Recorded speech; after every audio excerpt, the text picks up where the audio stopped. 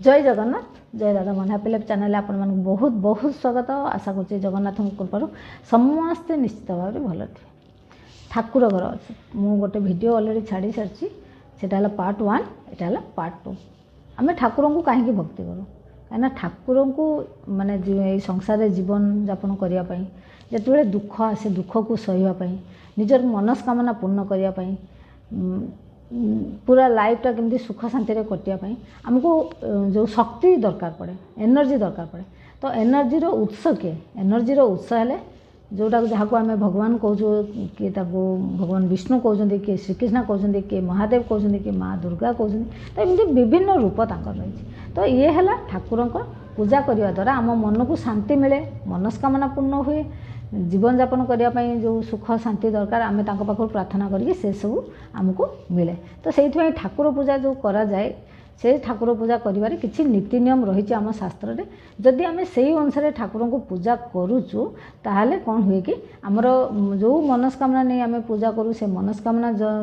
माने जल्दी पूरण हुए। ता संगे कौन हुए कि ठाकुर कृपा मिले शांति मिले सुख मिले यू जिनस आमको मिले। से आम ठाकुर को पूजा करूँ। मंदिर जो अच्छी आमर मंदिर बाहर से ठाकुर को पूरा प्रतिष्ठा होता आउ से माने से ठाकुर अचल माने जोटी प्रतिष्ठा हेले सेठी से पूरा रहिले सबुदिन पाई। किंतु घरे आम ठाकुर को प्रतिष्ठा करूना घरे हेले चौल प्रतिमा घरे आम जो ठाकुर को रखिकी फोटो बा मूर्ति आम रखुचु प्रतिष्ठा करा जाए ना आम जस्ट सांकेतिक भाव में आम पूजा करूँ भोग लगाऊ जमी जहाँ पूजा करने कथा करी मंत्र जप करूँ करुणा पाइबापी कृपा पाइबापी आम आशीर्वाद भिक्षा करूँ। तो आज जो घरे जो आम ठाकुर को रखी पूजा कर तो नीति नियम अच्छी ना ठाकुर को तो आम सेमती पूजा करें किसी नीति नियम अच्छी। तो सही नीति नियम विषय में आज वीडियो रे बाकी जो प्रथम वीडियो तो कही सारी एटा पार्ट 2 एथिरे भी कहूँ। तो आपण मैंने जब पार्ट 1 वीडियो एपर्यंत देखी ना ताले चैनल से वीडियो जाकि आप देखिपारे से वीडियो देखी सारे ता सागर आपको भी जब देखिए तो आपन को गोटे पूरा आइडिया हो घरे केमिति ठाकुर को आम पूजा करवा जद्वारा कि आमर मनस्कामना जल्दी पूर्ण हम आमर दुख दूर हो सुख शांति मिल भगवान को कृपा मिल। यहाँ है तार माने मोटो मोर ये दुईटा वीडियो मुझे छाड़ी यहाँ तार इंटेंशन है कि आप मैंने केमिति ठाकुर को पूजा करें शास्त्र सम्मत भाव है। तो चैनल को सब्सक्राइब करना जदि सब्सक्राइब करना सब्सक्राइब करूँ बेल आइकन प्रेस करूँ वीडियो भल लगे लाइक शेयर करूँ। आरंभ करवा आ गोटे कथा जदि आपंकर किसी भी डाउट अच्छे आप मत पचारे मो कमेंट निश्चित भाव में आपको रिप्लाई करी कहीं आपण मैंने समस्ते हैप्पी लाइफ परिवार मो परिवार सदस्य तेणु मुझे भी आपण मानक कौन प्रकार डाउट्रे कौन प्रकार जो द्विधारे मु रखी ना निश्चित भाव में रिप्लाई करी ही करी बेल आइकन प्रेस करेंगे सो दैट वीडियो अपलोड हवा मात्रे ही आपण मानक पाखु नोटिफिकेशन जीव आपण वीडियो देखिपारे। प्रथम है कि ठाकुर घर जिते आप घर करूँच ठाकुर को सब चेष्टा करेंगे कि जो ईशान कोण ईशान्य कोण ठाकुर को रखापी कि पूर्व दिगरे ठाकुर घर करने ठाकुर को पूजा करने जदि भी संभव ना आप अन्य जेकोसी जगह रखिए किंतु नैऋत कोण भूल ठाकुर को पूजा करेंगे ना मन रहा नैऋत कोण ठाकुर को पूजा करेंगे ना है। तापर सेकेंड है ठाकुर को कौन करेंगे जो आम ठाकुर घर जो करूँ ठाकुर को जो मेढ़ है कि आम बनाऊँ मंदिर छोट मंदिर तैयारी कर मार्बल काठरे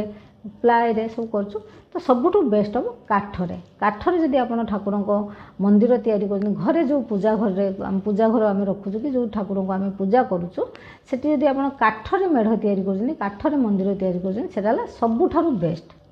बुझिपारे। तापर है कि जदि आप प्लाय भी कर चलो मार्बल भी चलो किंतु मार्बल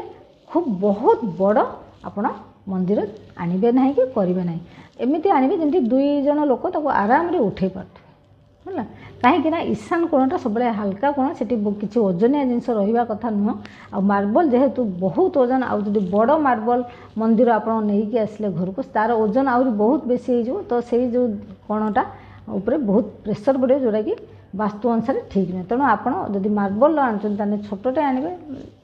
जमी 2 जन लोक उठे पारे ना आप काठरे जिते बड़ करूँ किसी प्रोब्लेम नहीं है। तो ये है कौन मंदिर तैयारी कर गोटे कथा मंदिर में जमी आम बाहर मंदिर मानक गंबुज थाए घरे जो मंदिर कर गंबुज करेंगे ना है से मंदिरटा एमती गंबुज भाई हे ना उपरटा फ्लाट रुझिपारे। तापर है जो फोटो कौन कौन रखिए देखो मु पूर्व वीडियो भी कही एवं भी कहीदे शिवलिंग जदि रखुच्च गोटे रखिए आउ आंगुली माने बुढ़ा आंगुली ठू बड़ हम ना जदि गणेश को मूर्ति कि फोटो रखुच्च दुईटारू अधिक रखिए ना है जदि आप माँ दुर्गा फोटो रखुच्च ताले माँ दुर्गा विभिन्न विभिन्न रूपर गोटे गोटे फोटो आप रखिपारे किसी मना ना किंतु एका प्रकार रूपर फोटो दीटा रखिपारे ना है बुझिपारे माने धर आप महिषा मर्दिनी दुर्गा को रखिंट पुणी आउ गोटे रखिपारे नहीं रखा शुभ नुह बुझिपारे महिषा मर्दिनी दुर्गा को आप दुर्गा को जब आप रखुच्च सागर सिंह बाहिनी दुर्गा को भी आप रखिपारे जदि जो सिद्धिदात्री मैंने तो बहुत रूप ना माँ दुर्गा अलग अलग रूपर अलग अलग रखिपारे कि गोटे रूपर दीटा फोटो रखिपारे ना आउ गोटे है शालग्राम बहुत लोग नेपाल जाती गंडिकी नदी में बुड़ पकाती गंडुक नदी में बुड़ पकड़ा बेले से शालग्राम मिले शालग्राम कला रंगर जो पत्थर छोट शालग्राम से भल घरे रखापी घरे तो शालग्राम रखा उचित नुह जदि आप रखुच्च छोट शालग्राम बहुत भल जदि गंडुकी नदी ग्राम रखुच्च ताले गोटे शालग्राम रखिए दुईटी शालग्राम रखिए ना है आउ माँ महालक्ष्मी को पद्मफूल बहुत प्रिय माँ महालक्ष्मी को जदि पूजा करेंगे जदि संभव हुए आप माँ महालक्ष्मी को पद्मफूल पूरा पूजा करेंगे है कि माँ महालक्ष्मी को जदि पद्मफूल पूजा कर आपण घरे धन संपत्तिर वृद्धि मिल हम आ धार कर जदि आपंकर सी भी सुझीजार रास्ता खोलीज भगवान श्रीहरि विष्णु कृष्ण श्रीकृष्ण श्रीराम जगन्नाथ जो माने भगवान विष्णुकर जो अवतार जो माने जो रूप तंकर श्रीकृष्ण हूँ श्रीराम हूँ जगन्नाथ हूँ आपको आपन तुलसी पत्र सबुदिन पूजा करेंगे तुलसी पत्र नदेले तांकर पूजा हम नहीं है आउ येलो रंगर फूल तांको बहुत प्रिय येलो रंगर फूल देवे महादेवकर धला रंगर फूल बहुत प्रिय शमी फूल बहुत प्रिय बेलपत्र बहुत प्रिय और धला अरख फूल बहुत प्रिय तो आप महादेव को रखिंट ताले ये सब आप महादेव को अर्पण करेंगे गणेश जी दुब अर्पण करेंगे गणेश जी को आ महादेव को भूल तुलसी पत्र देवे नहीं है तो देवे नहीं तो गणेश जी को दुब आकर भी हलदिया फूल बहुत पसंद नाली फूल भी पसंद माँ दुर्गा को जदि आप रखिंट लाल मंदार फूल बहुत पसंद बेलपत्र पसंद माँ दुर्गा को ना तो आप दुब अर्पण करेंगे ना तुलसी पत्र अर्पण करेंगे बेलपत्र अर्पण करेंगे है जदि हनुमान जी को फोटो आप रखिंट आप हनुमान भक्त ताले हनुमान को भी लाल रंगर फूल बहुत पसंद आउ गोटे कथा हनुमान को स्त्री लोक मैंने सिंदूर पिंधेबे ना पुरुष लोक मैंने सिंदूर लगे पारे आउ जदि हनुमान को फोटो आप रखिंट निहाती निहाती प्रभु श्रीराम को फोटो माता सीता को फोटो रखिए ही रखिए जदि आप रखुना ताहले हनुमान जी केबे भी आपन ऊपर प्रसन्न हेबे नहीं बुझिपारे ताने को प्रकार फोटो रखिए कौन आप पूजा करेंगे से बुझीगले आपन है एबे आमे कहिबा कि पूजा केमती करेंगे पूजा जिते बड़े भी करेंगे आप दीप निहाती लगेबे पूजा करने पूर्व दीप आप लगेबे घरे सकाळे पूजा कला बेले दीप जलेबे संध्यारे निहाती दीप जलेबे जदि ये दी टाइम आप घरे दीप जलाऊ ना ताले आप घरे अशांति लगी रहिबो घरे दीप जलेबा द्वारा संध्या बेले जदि आप दीप जलाउछन्ती ताले घर को नकारात्मक शक्ति प्रवेश करि परिबो नै है कि तो आपण दीप निहाती जलेबे आ ठाकुर पूजा करने पूर्व दीप तो निहाती जलेबा दरकार आपण घी दीप जलाई पारिबे नले खसा तेलर दीप जलाई पारिबे जदि किंतु भूले सोरिष तेलर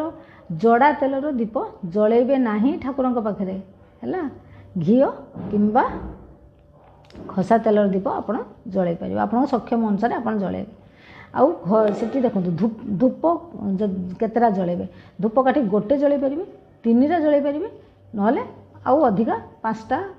आउ अधिका जिते आप इच्छा जलाई पारे कि गोटे दुईटा जलेबे नाही बाकी आपको आजिकल मार्केट ये जो शास्त्र अच्छी कि जो बाउंश काठी जो काठी वाला धूप जोटा ना से बाउंश काठी धूप से जलेबा भल नुह किंतु जेहेतु से इजिली आभेलेबल आ बहुत परिमाण से आभेलेबल अच्छी टी दाम भी सस्ता अच्छी तो आम ताकू आनिक यूज कर किंतु जदि आपंकर सक्षम अच्छी ताले आप बिना काठी वाला धूप आपड़ जदि जलाउं ठाकुर पाखे से बेसी भल आ गोटे जलेबे दीप सबुठ भल घरे जो आप ठाकुर को पूजा करदी आप चाहते आप तीनटा भी जलाई पारे ठाकुर घरे जो जला होता जो दिआसिली काठी रखिए ना ଧୂପରୁ ଯେଉଁ ଖସିଥିବ ଯେଉଁ ଧୂପର ପାଉଁଶ ତାକୁ ବି ରଖିବେ ନାହିଁ,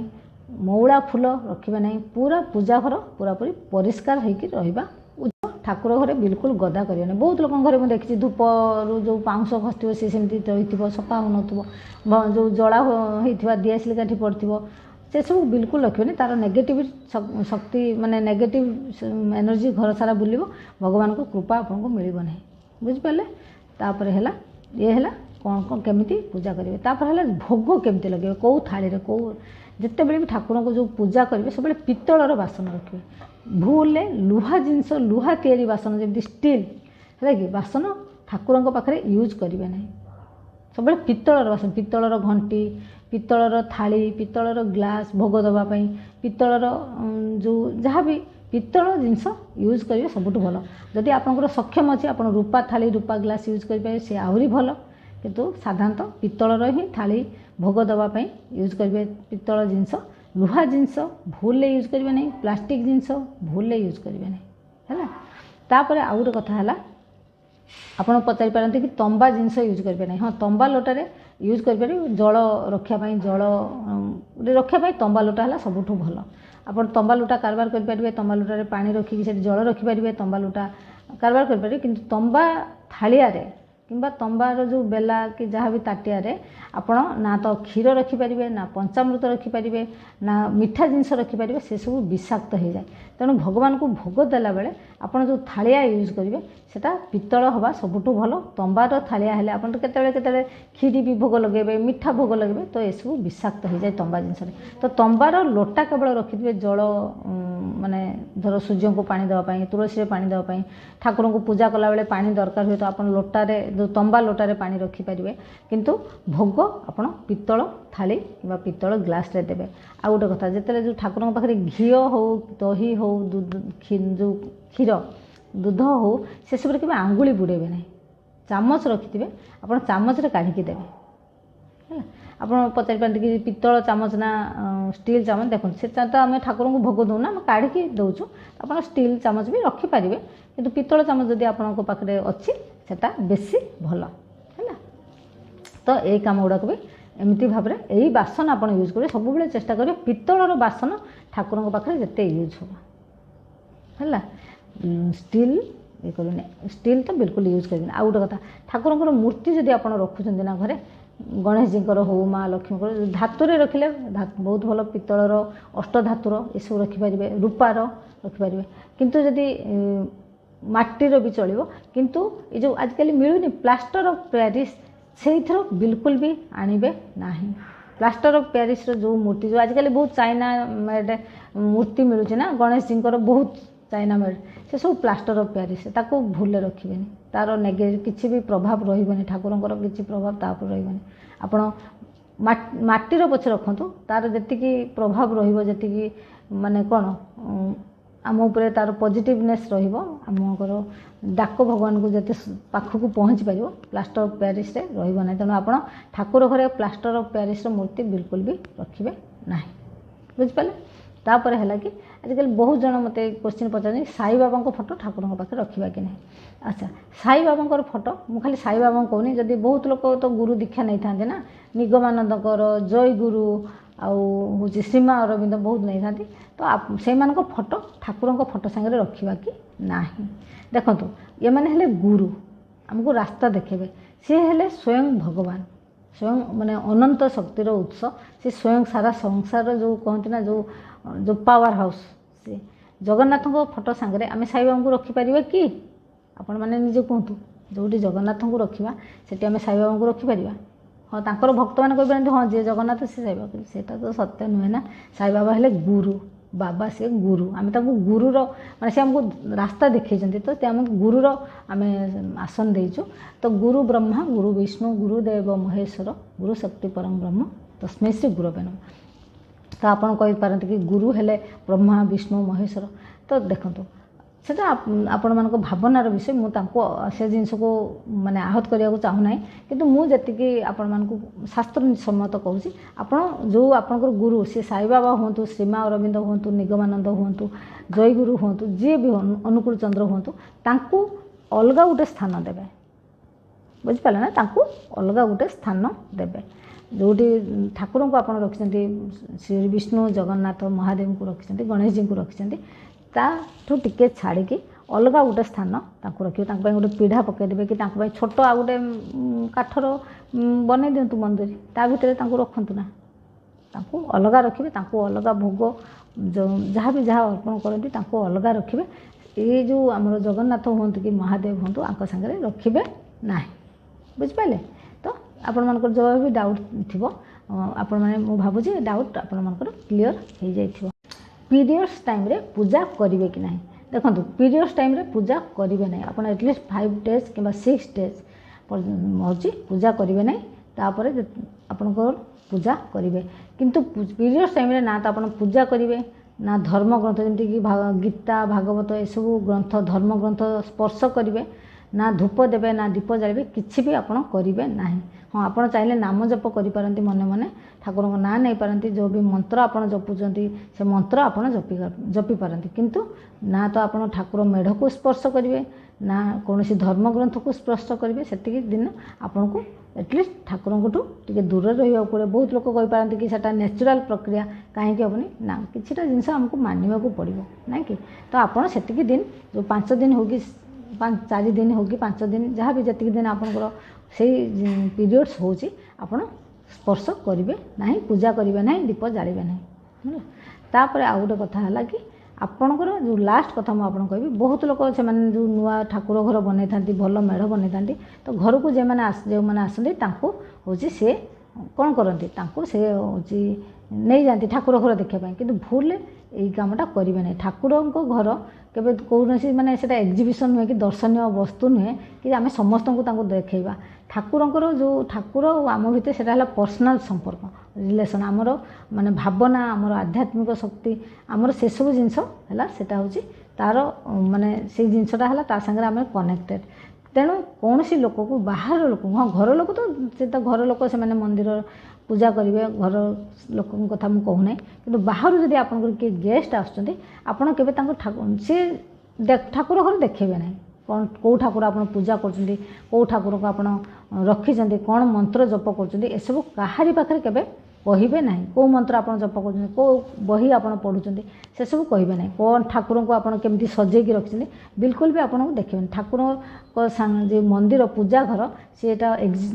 माने दर्शनीय जगह नुहे कि दर्शनीय वस्तु नहीं कि आम समस्त को लेकिन देखा तेणु से आप भूल करेंगे ना आउ गोटे कथा है कि ठाकुर घरे जो पूजा सारे आप